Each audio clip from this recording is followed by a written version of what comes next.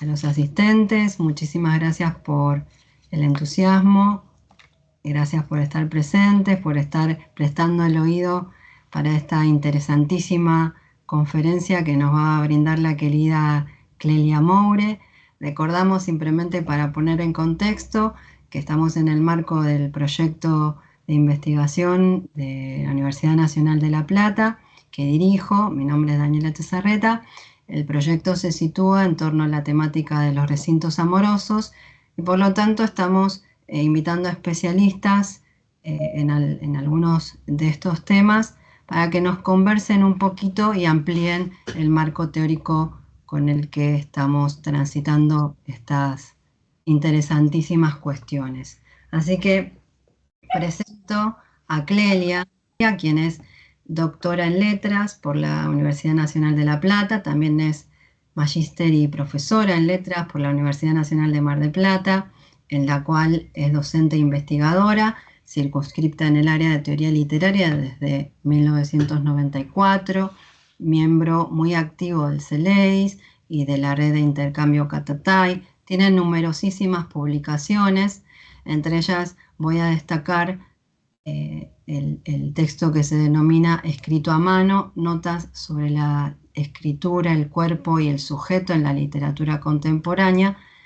que obtuvo el relevante premio como ensayo Luis Tejeda en el 2009.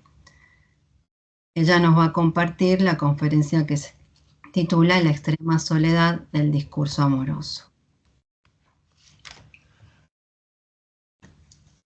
Bueno, muchas gracias Daniela por la invitación y por la presentación. Muchas gracias al Centro de Teoría y Crítica Literaria de la Universidad de La Plata, donde hay gente tan querida. Y bueno, así como has dicho, mi conferencia se titula La extrema soledad del discurso amoroso, título que está tomado, por cierto, de la nota de apertura de este bello libro, que se llama Fragmentos de un discurso amoroso, de Roland Barthes. Antes de referirme en particular a este texto único, original, y que me atrevo a calificar de exquisito, titulado Fragmentos de un discurso amoroso, me parece necesario hacer una breve referencia al momento de la producción barthesiana al que este libro pertenece. Me refiero a su producción posterior a 1975, la cual, sin abandonar en absoluto la reflexión crítica y semiológica que predominó en su escritura hasta esa fecha, da un giro autobiográfico muy evidente, que ahonda en cuestiones relativas al yo de la escritura y a la naturaleza impersonal, castrada o desobrada en términos de Blanchot, de la escritura literaria, que incluye desde luego la ensayística. A continuación voy a desplegar, aunque no exhaustivamente, las nociones que acabo de bosquejar y que determinan aspectos decisivos de la escritura del último Barthes. Aunque no siempre abiertamente reconocible y tal vez deliberadamente implícita, se filtra en el pensamiento de Roland Barthes una poderosa deuda con la obra de Maurice Blanchot. Me imagino que en el desarrollo de la conferencia se va a entender por qué hago referencia a esta deuda. La relación entre ambos nunca llegó a ser personal ni amistosa, no pertenecían exactamente a la misma generación, aunque nacieron con pocos años de diferencia. Blanchot era apenas 8 años mayor que Barthes, y tampoco podemos afirmar que pertenecieran al mismo grupo en el muy activo campo intelectual francés de los años 50, 60 y 70. Pero sí sabemos que Barthes leyó detenidamente a Blanchot y que los escritos de este último influyeron hondamente en su pensamiento y en su escritura. Blanchot se interroga permanentemente por las condiciones de posibilidad de la literatura, asedia las categorías de autor y de obra, al entender que la escritura literaria es un acontecimiento inagotable, cuya condición esquiva a los imperativos de la racionalidad, la vuelve resistente a cualquier régimen categorial. En otras palabras, hay en el lenguaje de la obra un exceso del que no se puede dar cuenta, una potencia que lo desajusta y que atraviesa también al yo que escribe, lo que Blanchot ha llamado el afuera, lo impersonal, la soledad esencial, lo neutro, tal vez sea este el término que más caló en la obra de Barthes, el silencio, la exigencia de la obra, lo interminable, lo incesante. Barthes va a desplegar y elaborar en este texto de 1977, que hoy nos ocupa, esta conceptualidad de cuño blanchotiano. En la breve nota que da comienzo a fragmentos de un discurso amoroso, tal vez sea menos que una nota o más que un epígrafe, es una suerte de aviso para el lector, no tiene título, está ahí en la primera página del libro. Roland Barthes afirma, voy a leer un fragmento de esa nota. El discurso amoroso es hoy de una extrema soledad. Está completamente abandonado por los lenguajes circundantes, o ignorado, o despreciado, o escarnecido por ellos, separado no solamente del poder, sino también de sus mecanismos, ciencias, conocimiento, artes. Cuando un discurso es de tal modo arrastrado por su propia fuerza en la deriva de lo inactual, deportado fuera de toda gregariedad, no le queda más que ser el lugar, por exiguo que sea, de una afirmación.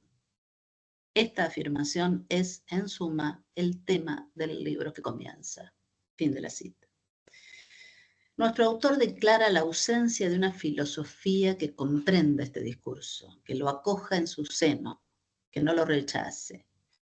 Entonces, emprende un ejercicio de reflexión único en su estilo, íntimo y erudito a la vez, mientras nos da una lección de semiología. Esta ha de servir para pensar el mundo, la vida cotidiana, los deseos y sobre todo las palabras del amor. Y el libro que escribe como espacio y vehículo de esa afirmación necesaria del discurso amoroso, a contrapelo de los saberes que lo ignoran, tiene un rasgo también muy ligado al pensamiento de Blanchot, la escritura fragmentaria. De hecho, es más que un rasgo, es una práctica, un ejercicio del pensamiento y del discurso que reconoce en el fragmento un modo de afrontar el límite del lenguaje para hacerle decir algo que, en el acabado y la precisión de un texto completo y de largo aliento, no se podría decir. En otros términos, no encontraremos en este libro una definición del discurso amoroso. No es un tratado sobre el tema ni un estudio sobre la palabra del amor, sino una puesta en escena del lenguaje, una enunciación primera, no analítica. Barthes define el discurso del enamorado como, cito, arrebatos de lenguaje que le sobrevienen al capricho de circunstancias ínfimas, aleatorias. Fin de la cita. Es una descripción muy breve, vuelvo a leer, arrebatos de lenguaje que le sobrevienen al capricho de circunstancias ínfimas, aleatorias, que tiene varias claves para comprender la naturaleza de este discurso y el propósito de este libro. El discurso amoroso es concebido como un acontecimiento, el devenir de un lenguaje no controlado cuyas condiciones de enunciación están dadas por el azar de circunstancias menores, no trascendentes. El ejercicio de un discurso fragmentario, inmanente y aleatorio, producto de arrebatos que sobrevienen, nos instala en una conceptualidad contraria a la metafísica de la presencia que ha dominado el pensamiento occidental durante 25 siglos. Es decir, no hay en el discurso amoroso causalidad ni finalidad previsible. No hay trascendencia ni totalidad que daría lugar a una comprensión de la experiencia en el marco de una regulación ética o estética.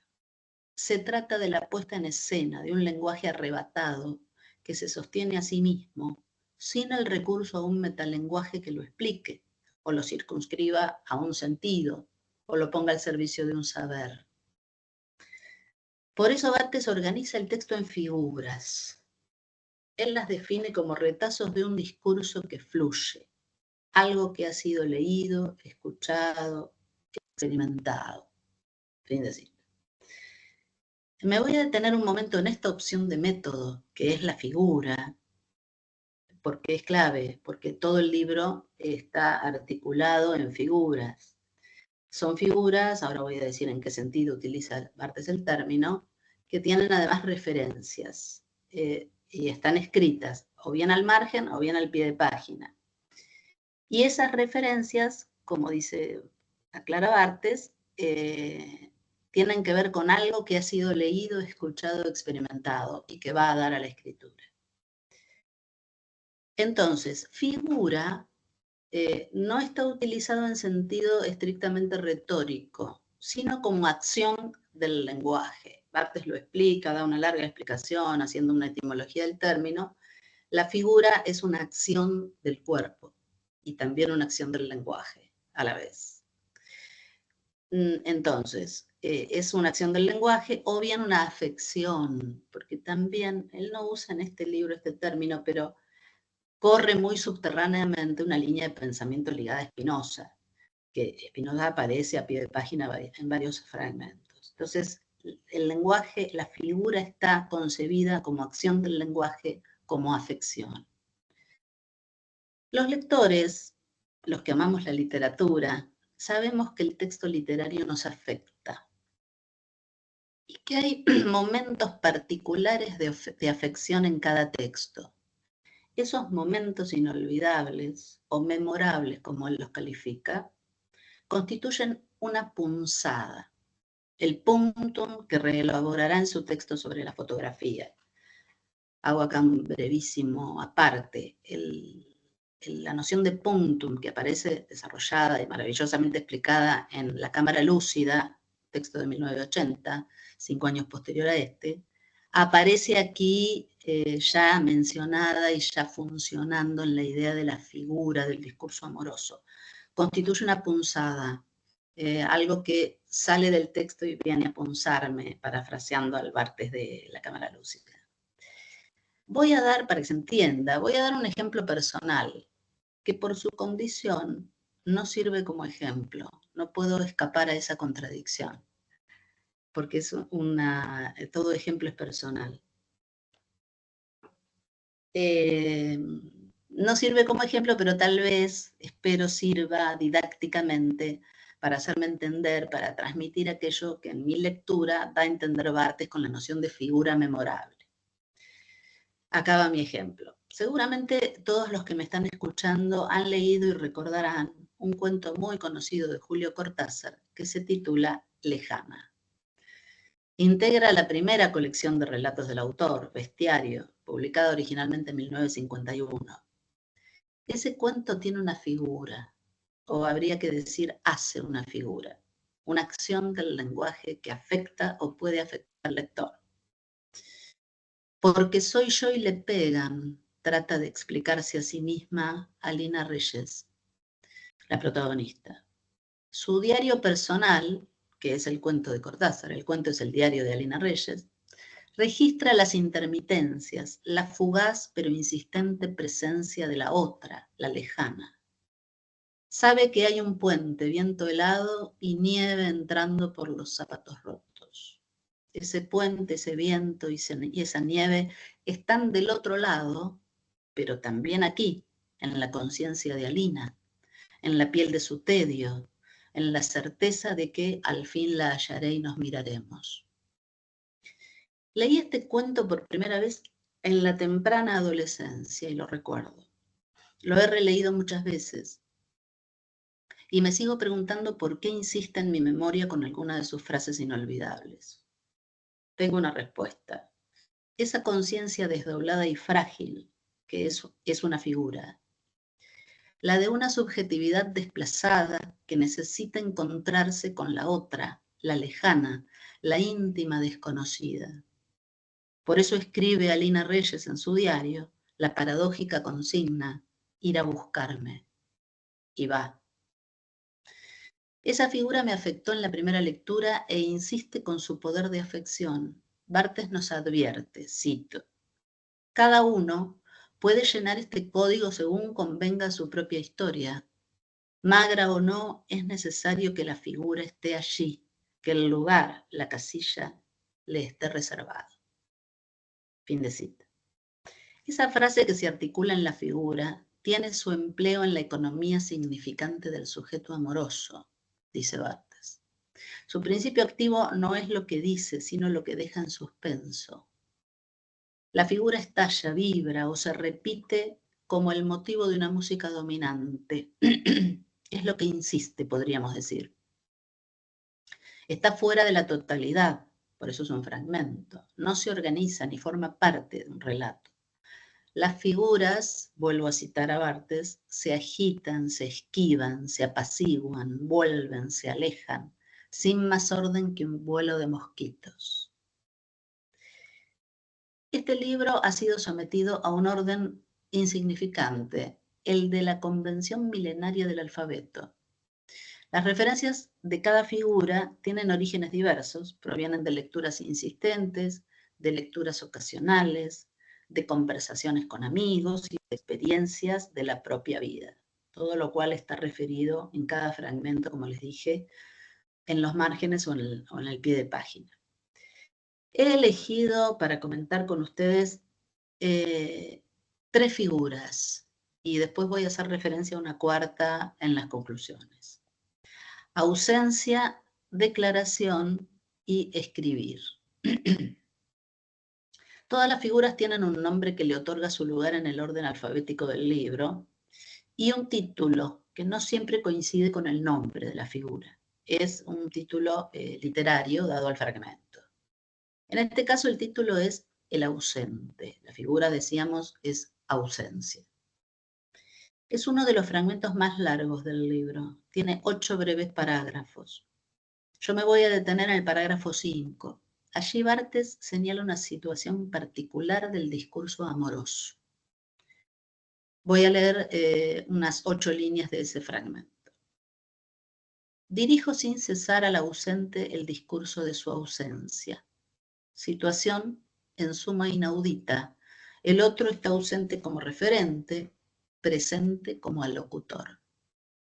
De esta distorsión nace una suerte de presente insostenible. Estoy atrapado entre 2 tiempos, el tiempo de la referencia y el tiempo de la alocución. La ausencia dura, me es necesario soportarla. Voy, pues, a manipularla, transformar la distorsión del tiempo en vaivén, producir ritmo, abrir la escena del lenguaje. El lenguaje nace de la ausencia. El niño se agencia un carrete de hilo, lo lanza y lo recupera, imitando la partida y el regreso de la madre. Se crea así un paradigma. Fin de cita. El lenguaje nace de la ausencia del ser amado, de la necesidad de soportarla. El autor evoca la reflexión freudiana a partir de la escena del Fort Da, de su célebre ensayo de 1920, Más allá del principio del placer. El niño y su carrete de hilo manipula la ausencia de la madre, creando un paradigma, afirma Barthes. Abre la escena del lenguaje. Esa apertura transforma al ausente en alocutor, es decir, en destinatario del discurso. Y ese carácter alocutorio del ausente instaura un tiempo que tensa las coordenadas temporales de la vida cotidiana. Es un presente insostenible, dice Barthes, o, como lo llamará más adelante, un tiempo presente en el que murmura lo imperfecto. Así, el cuadro amoroso está hecho de destiempos. Esta escenificación lingüística, sigue diciendo Barthes, aleja la muerte del otro. Como vemos, el discurso amoroso problematiza la convención tranquilizadora que llamamos tiempo, lo embrolla, lo complica.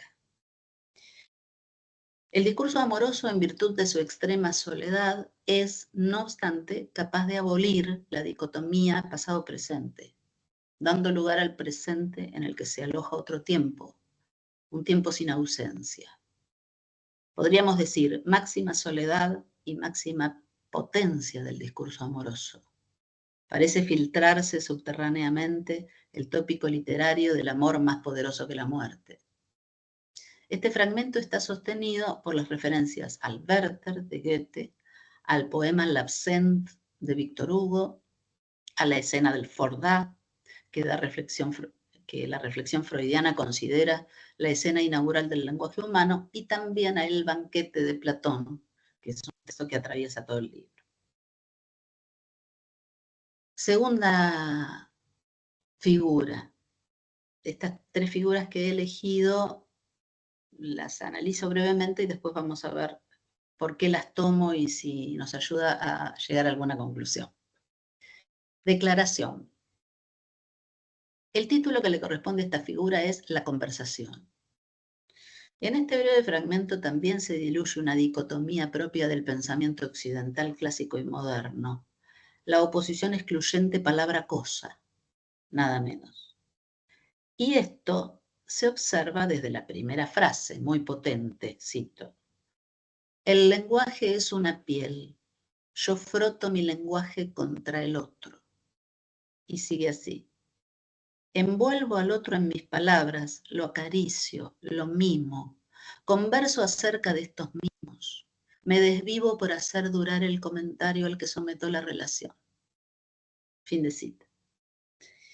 Parece una afirmación muy íntima y al mismo tiempo muy compartida. Todos sabemos que estas palabras, cuya emoción hace estallar el significado único y social que el sistema les atribuye para convertirlas en dedos que acarician y tiemblan de deseo.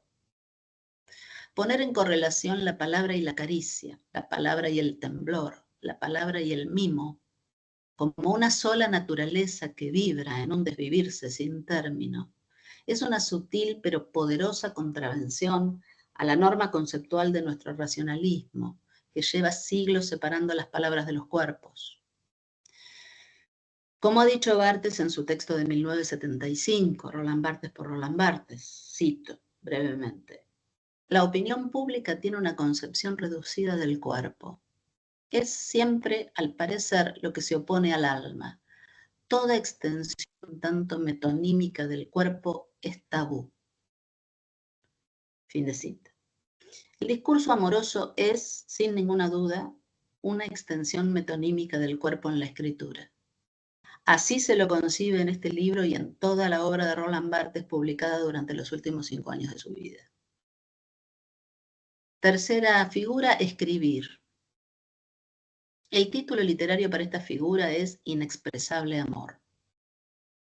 Voy a transcribir un fragmento del fragmento, un breve fragmento del parágrafo 4. Cito. Querer escribir el amor es afrontar el embrollo del lenguaje, esa región del enloquecimiento donde el lenguaje es a la vez demasiado y demasiado poco. Excesivo por la expansión ilimitada del yo, por la sumersión emotiva, y pobre por los códigos sobre los que el amor lo doblega y lo aplana. Fin de cita. El embrollo del lenguaje, dice Barthes. La contradicción de un decir que es insuficiente y excesivo a la vez. La poesía, dice Julia Kristeva, es la máxima potencia del lenguaje y también su máxima impotencia. Dice incesantemente lo que no se puede decir. El discurso amoroso es un modo de ese decir paradójico, inherente a la poesía. Bueno, algunas conclusiones provisionales. Volvamos a la cuestión inicial, la que Roland Barthes señala como causa y punto de partida de este libro, la soledad del discurso amoroso. ¿Qué la provoca? ¿Por qué sigue estando vigente? ¿Cuál es la razón, si la hay, de ese desamparo? Tal vez valga la pena pensar en la resistencia que provoca en nuestro orden cultural la enunciación que no se deja disciplinar, que no está controlada por la necesidad, que no se ordena a una causalidad que le otorgaría un sentido final. Es decir, un lenguaje inmanente y aleatorio que se sostiene a sí mismo, enunciación primera, no analítica. Fragmentos de discurso regulados por el azar de circunstancias ínfimas, intrascendentes. Discurso que por su carácter fragmentario e imprevisto pone en tensión las coordenadas lógicas, espaciales y temporales que regulan imaginariamente la vida cotidiana. O bien lo que nuestro autor denominó en los años 50 como el enemigo capital, la norma burguesa. La cita es de Mitologías. El cuadro amoroso está hecho de destiempos, afirma nuestro autor, porque es capaz de conjurar la ausencia. Como he dicho, esta condición particular del tiempo, de la vivencia y del discurso del amor implica una abolición, o al menos una puesta en tensión de la dicotomía pasado-presente, que permite pensar el tiempo como una dimensión progresiva, ordenada a una finalidad, a salvo del azar y de lo impredecible. Por último, el discurso amoroso pone en correlación la palabra y la caricia, que vibran juntas en una potente transgresión del orden simbólico que tiende a jerarquizar y aislar la actividad intelectual de su dimensión afectiva, semiótico-pulsional, propia de la literatura. Después de leer y releer este bello libro, me permito inferir que hay, en contra de cualquier forma de escepticismo, un espacio para el discurso amoroso, y no es otro que ese enorme campo de inmanencia vital que es la literatura y el arte. Un discurso que se deja atravesar por la potencia del amor y que por ello se configura como discurso memorable, en términos de Barthes, como texto inolvidable que nos afecta.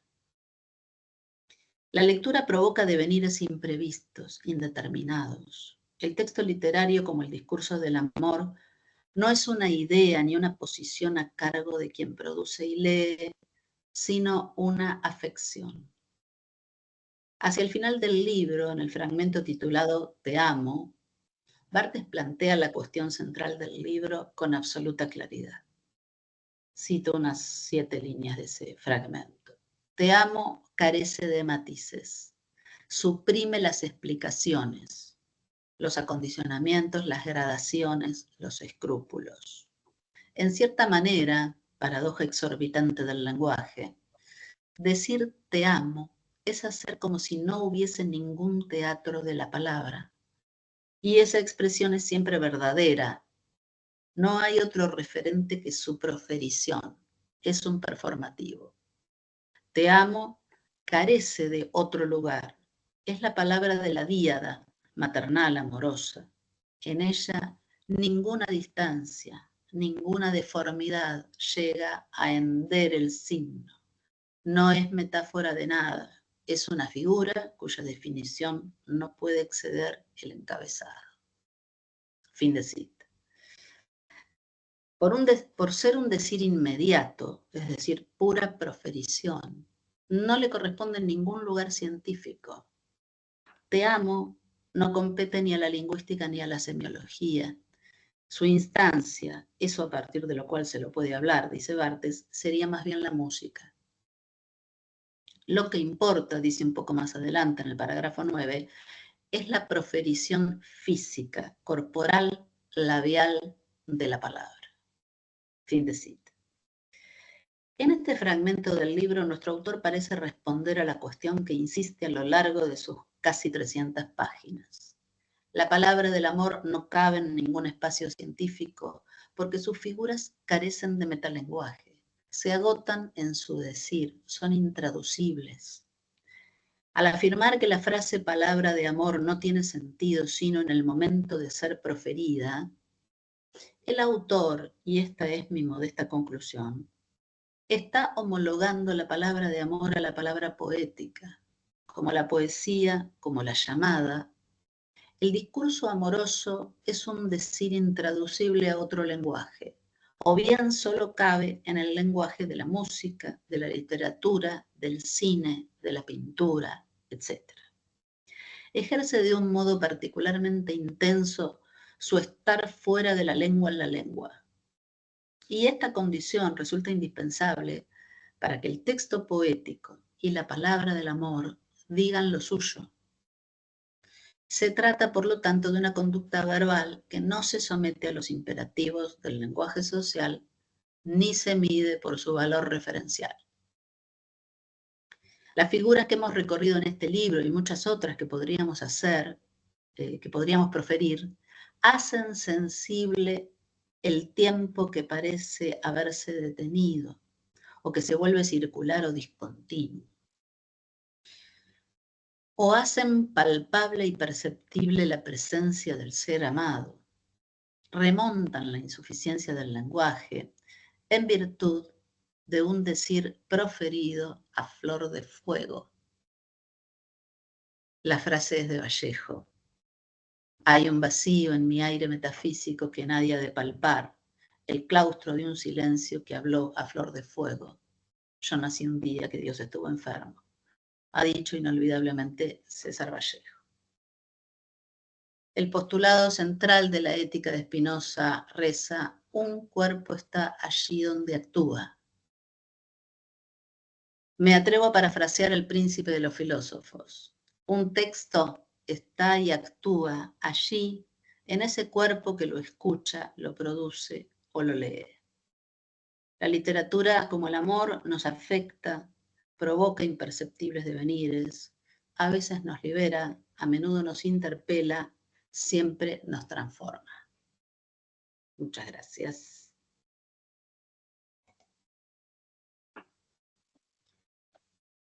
Muchísimas gracias a vos, Clelia. Verdaderamente me afectó, siguiendo con tu lectura de Barthes y bueno, con lo que dice Barthes, tu exposición.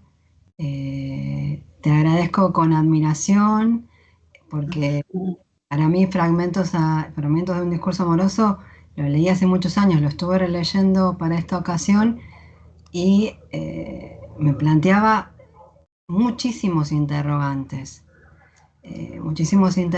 que vos fuiste deslizando también desde lo amoroso, desde tu admiración por Barthes, al menos lo que yo pude percibir, con una cadencia que fue configurando muchísimas constantes que fueron acomodando ideas que me estaban dando vueltas a medida que lo releía. Ahora vamos a abrir al resto de los comentarios, pero uno de los interrogantes que tenía y que me volvían mientras te escuchaba y disfrutaba verdaderamente de tu exposición, tienen que ver con esta idea, ¿no es cierto?, de figura que vos muy bien traducís por lo que afecta, lo que nos afecta, lo que tiene que ver con la subjetividad, con la construcción en definitiva también de la subjetividad, y la relación con la escritura. Vos lo deslizaste, ¿no es cierto? ¿Qué relación tiene con la escritura? ¿Qué relación tiene en definitiva con este contexto en el que Barthes decide, en lo que aparenta ser un cambio, decide hablar sobre el discurso amoroso? ¿Qué peso tiene también la categoría del discurso, teniendo en cuenta que allí también está dando vuelta Foucault, que tenía una presencia muy importante en este contexto intelectual? Bueno, muchas preguntas, Daniela, en una. Y tenés razón, hice trampa. Yo creo que este texto es escritura. Por supuesto, nosotros nos acercamos a un texto de Barthes, y sobre todo los que amamos la teoría literaria, queremos teoría, queremos pensamiento, queremos algún concepto, queremos discurso disciplinar. Por eso dije por ahí, deslicé, que Barthes nos da una lección de semiología.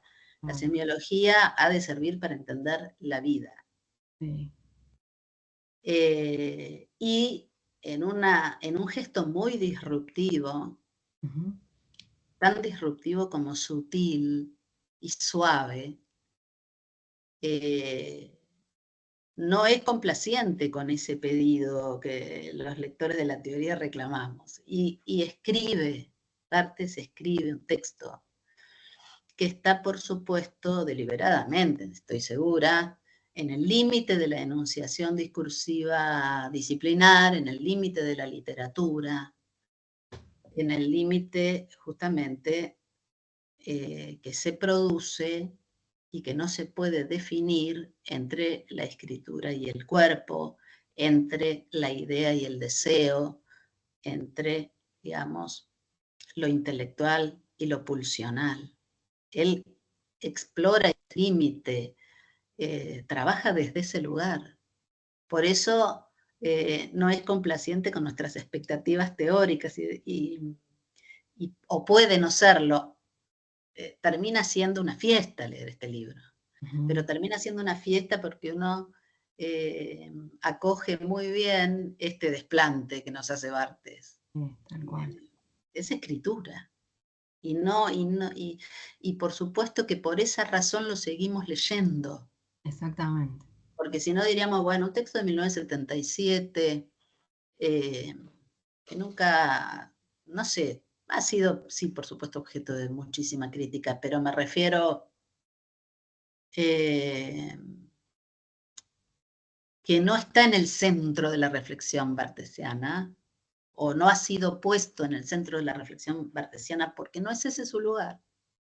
Porque es escritura y sigue diciendo lo suyo 50 años después. Exactamente. Exactamente, cumple con el No sé objetivo. si te contesté las preguntas, Daniela. Sí, sí, sí, porque tiene que ver con este objetivo de afectar, ¿no? Y que es en definitiva el objetivo del discurso amoroso. Atravesarnos corporalmente, como vos muy bien lo dijiste, como la poesía. ¿Cómo Eh, es la poesía? y te Claro. agradezco además haber traído ejemplos tan amorosos y tan cercanos como son Cortázar y Vallejo para nosotros, ¿no? Muchísimas gracias también por esa delicadeza que tuviste.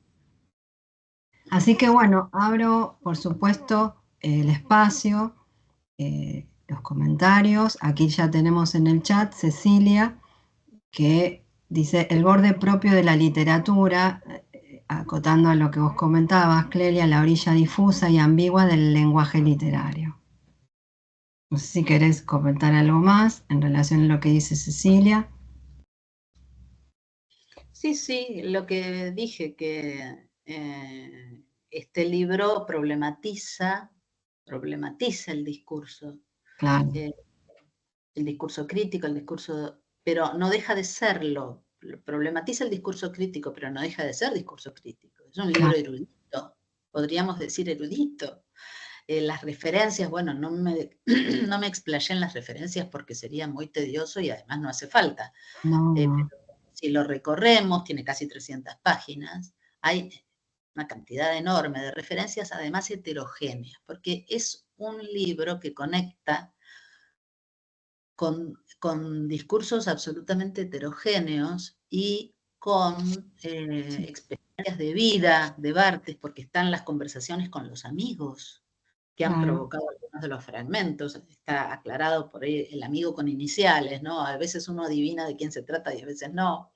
Experiencias, la ópera por ejemplo, Puccini está muy presente en el libro, poetas generalmente de literatura francesa, pero no exclusivamente. Goethe está en el centro. El banquete de Platón está leído y releído.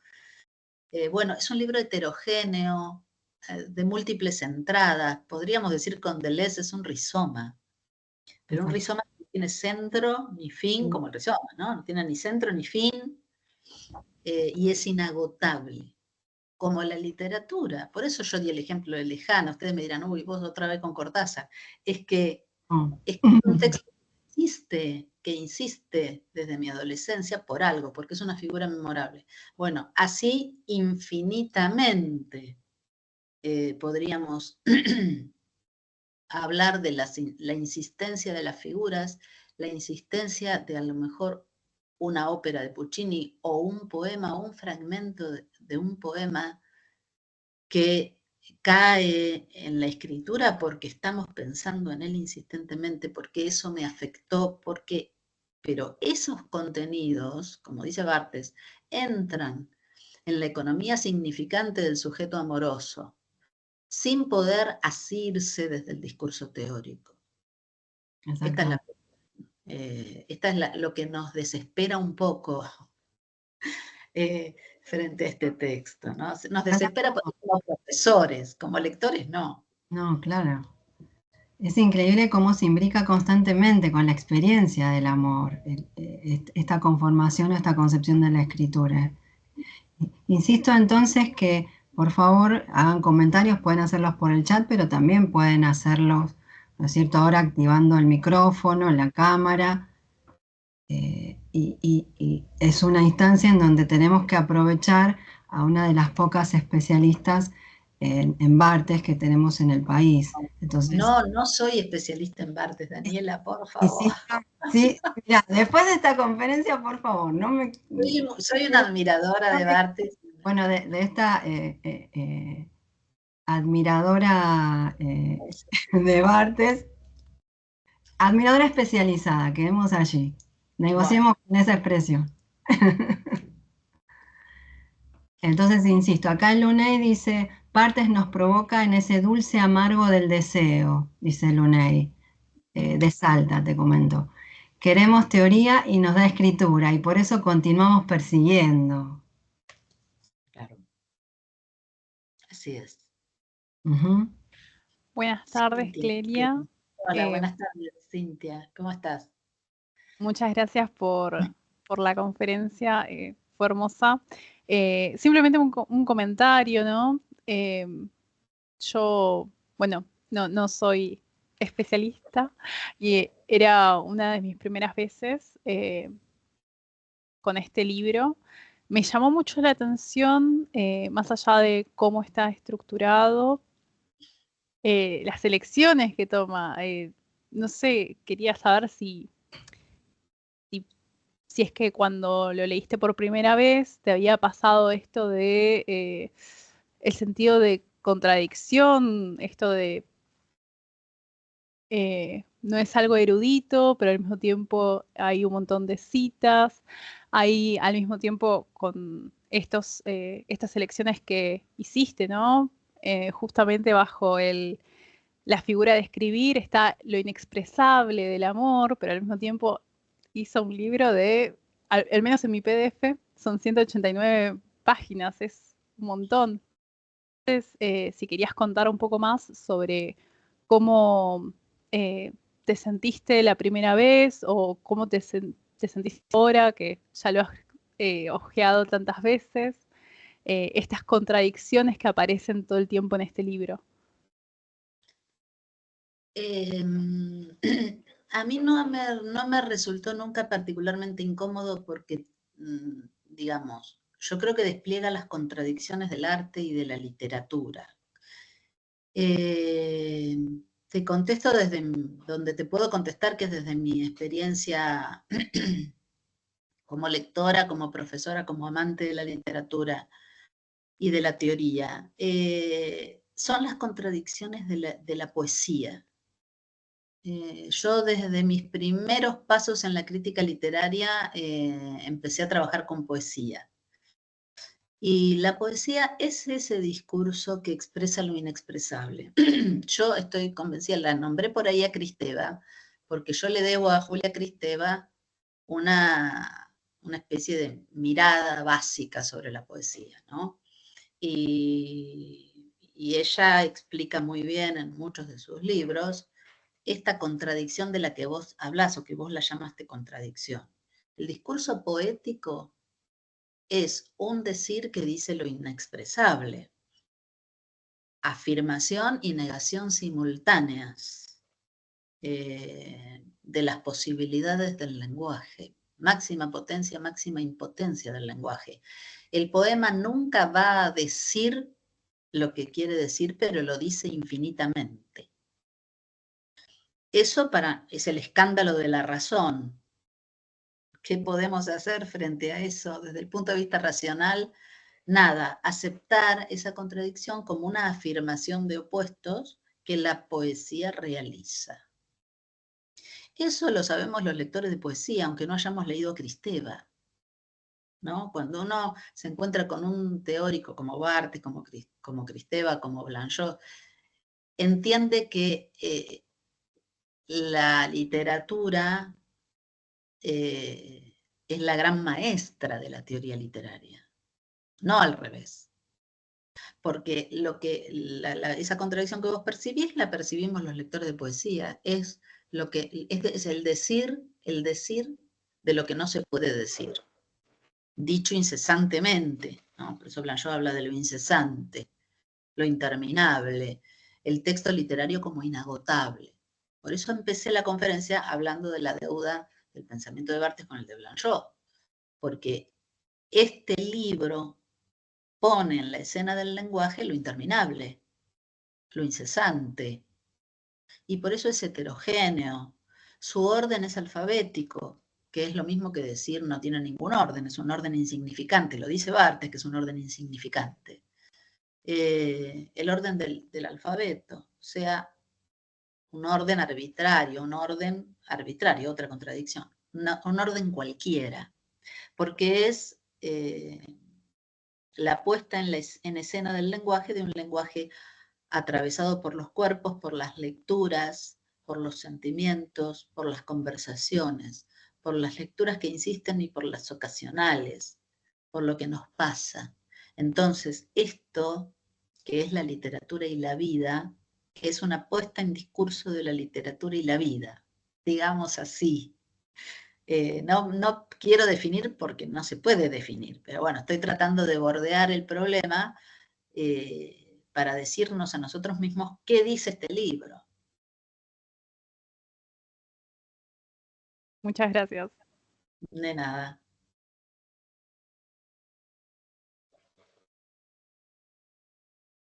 Una cosa interesante de este libro y de tantos otros, ¿no? También nos alecciona sobre la precariedad de nuestros saberes, y eso es bueno. Digo, es bueno porque uno siempre es un aprendiz de lo que sea, de la disciplina que fuere. Entonces este libro nos alecciona sobre nuestra precariedad, la precariedad de nuestros saberes. No hay forma de agarrarlo.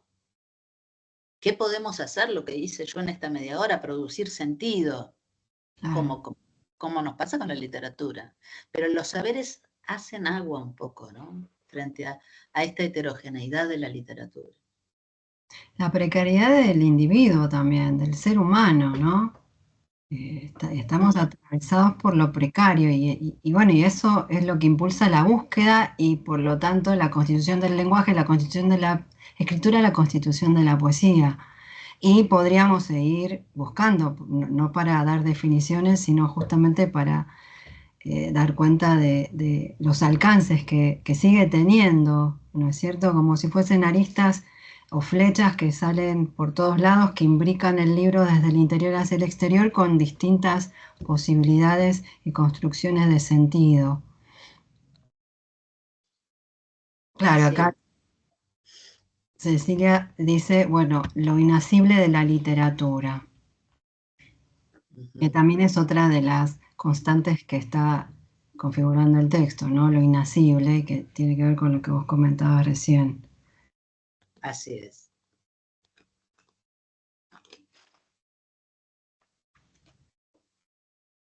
Almendra también está comentando en el chat, dice, el discurso amoroso supera los efectos en la realidad de los verbos performáticos. Tiene una potencia que atenta incluso con lo real, hace presente lo ausente. Es fantasmático aunque resulte un oxímoron, porque ¿qué más vivo y no fantasmal que el amor?, dice Almendra. Luego Francisco Cabello dice, el libro de arena sería una imagen cercana a lo que la profe Clelia menciona. Se ve que es alumno tuyo. Y Aymara, y ya con esto te doy la palabra, Cle querida, dice, me encanta cómo bordea Clelia esta escritura que no es apta para explicar. Felicitaciones. Gracias por Gracias, Mara. todo. Siempre tan cariñosa, Aymara. Gracias. Bueno, a los comentarios de los de los asistentes, no tengo nada que agregar. Quiero decir, no tengo nada que agregar, no, los recibo con mucho interés, pero acá hay algo del orden de lo...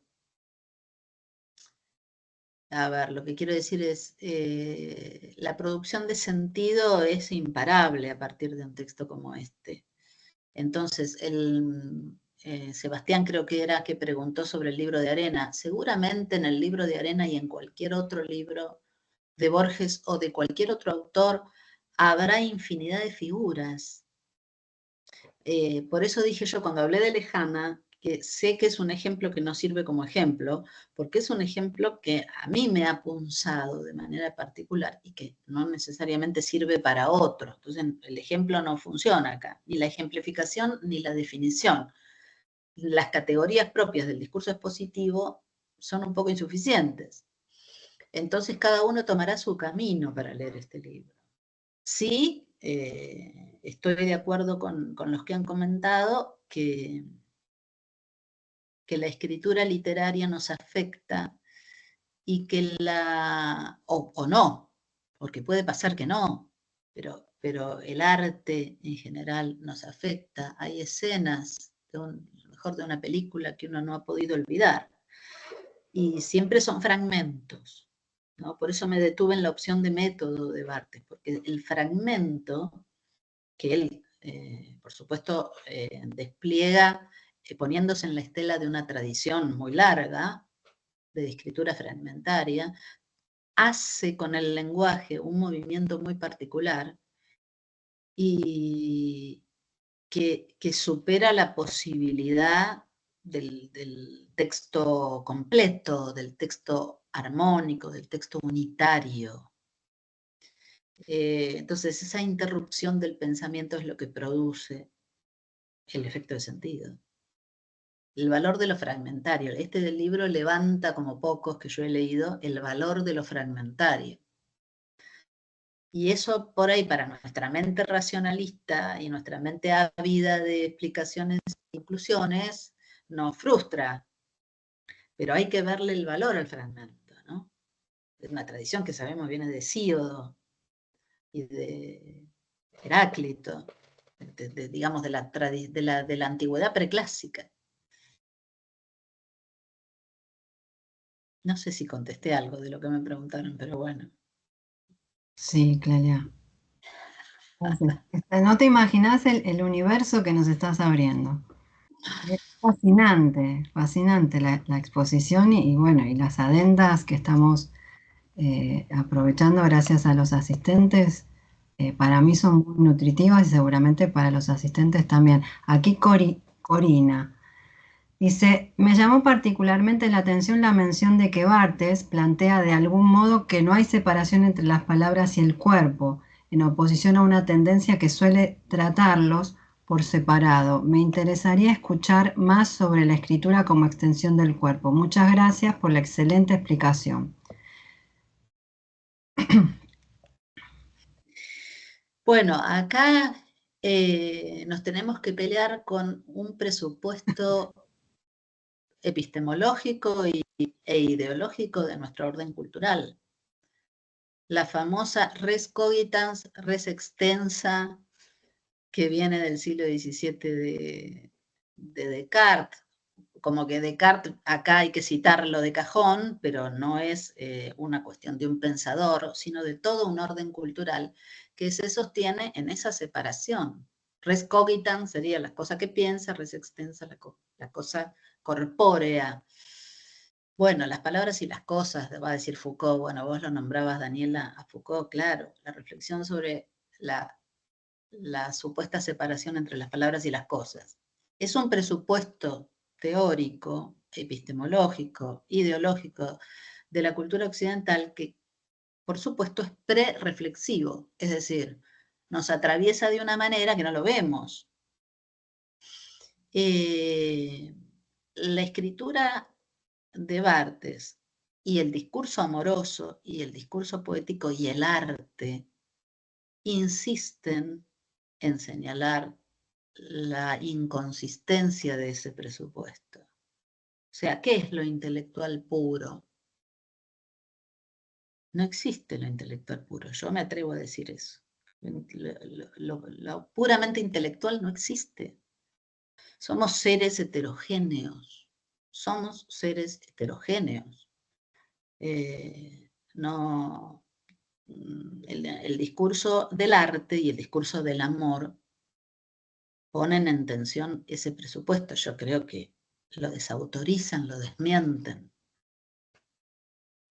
Entonces los dedos, las palabras son como dedos que acarician, repito Barthes, ¿no? Ese texto precioso ese fragmento precioso que empieza así. La palabra, el lenguaje es una piel.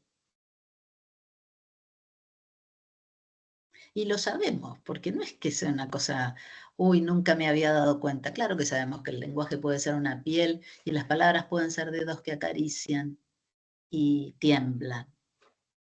No es ninguna novedad, pero el presupuesto epistemológico de la cultura occidental es tan potente, nos atraviesa de una manera tan fuerte, que a veces no vemos lo evidente. Gustavo Cerati lo dice en su canción, no sé qué dice Gustavo Cerati. Sí, acá. Porque tiene una canción que se llama justamente Otra piel, y tiene uno de los versos que dice, si el lenguaje es otra piel, toquémonos más. Sí. Y Mira, habla de que no quiero endurecer porque las letras que dan placer. Sí, muy bien, Nicolás, exactamente. Muy linda. Acá María José tiene otra intervención. Clelia, no sé si quieres que te la lea o quizás ya la leíste. Dice, me interesó la idea de la segunda figura donde se propone al lenguaje como otra piel con la que se intenta llegar a acariciar a un otro. Justo lo que estabas comentando, quizás a lo otro como dimensión general. Mi duda es cuáles son las consecuencias semiológicas de eso. Si apoyamos la teoría que entiende el signo como mediador entre el pensamiento y la realidad, es decir, qué sucede o cuál es el rol del signo lingüístico en el discurso amoroso. Gracias. En el discurso amoroso no hay metalenguaje. Este es el planteo, uno de los planteos centrales del libro. Entonces, digamos, el discurso amoroso no obedece a los imperativos del lenguaje comunicativo y social. Por eso no, te amo no caben ni en la lingüística ni en la semiología, dice Barthes. Eso es lo que puedo contestar. Por supuesto que conocemos y hemos estudiado y vale la pena pensar, desde luego, la cuestión del lenguaje como mediador, la cuestión del lenguaje como sistema de comunicación. Nadie está tirando esa teoría por la ventana. Simplemente estamos diciendo, acá hay otro lenguaje, hay otro funcionamiento del lenguaje. Yo recuerdo clases, yo soy profesora de primer año porque doy introducción a la literatura, cosa que me encanta. Entonces, sobre todo en el primer semestre recibo estudiantes que están empezando, ¿no?, a pensar la literatura. Y esta cuestión problemática de la separación entre las palabras y las cosas, o del signo lingüístico, entendido como lo entiende la lingüística, aparece rápidamente, ¿no?, en las primeras clases. Y es un verdadero embrollo, ¿no? Aparte dice el embrollo del lenguaje. Es un embrollo porque uno tiene que explicar algo muy evidente y sencillo, pero que hay que explicar. Que la literatura está hecha de palabras. Pero eso es materia verbal artística. Entonces, claro, está hecha de palabras, pero no funcionan como las palabras. No funcionan como las palabras en el sistema social. Entonces, ¿qué dice Pizarnik cuando dice noche? ¿Es la noche? Y sí, es la noche. Está el signo social y el significado habitual de la palabra. Funciona, porque sabemos que ella escribía de noche, qué sé yo. Pero ¿cuántas cosas quiere decir noche en la poesía de Pizarnik? Es una palabra que está estallada, literalmente estallada en su significado social, sin dejar de ser esa palabra. Por eso digo que es un embrollo. Porque el arte lingüístico, el arte literario está hecho de palabras, de las palabras que usamos para entendernos en la vida de todos los días, pero con otro funcionamiento, como quería Jacobson, ¿no? Radicalmente ambiguo, siempre quiere decir otra cosa. No sé si contesto la pregunta, pero es un problema. Es un problema para nosotros los profesores, es un problema explicar esta cuestión. Ahora, es algo también muy evidente, yo lo sé, cuando leo poesía, cuando leo literatura, sé que esas palabras están como tomadas prestadas de la lengua, pero que están funcionando de una manera distinta, con una radical ambigüedad, en el sentido pleno de la palabra, que quiere decir siempre otra cosa, no dos cosas, sino siempre otra.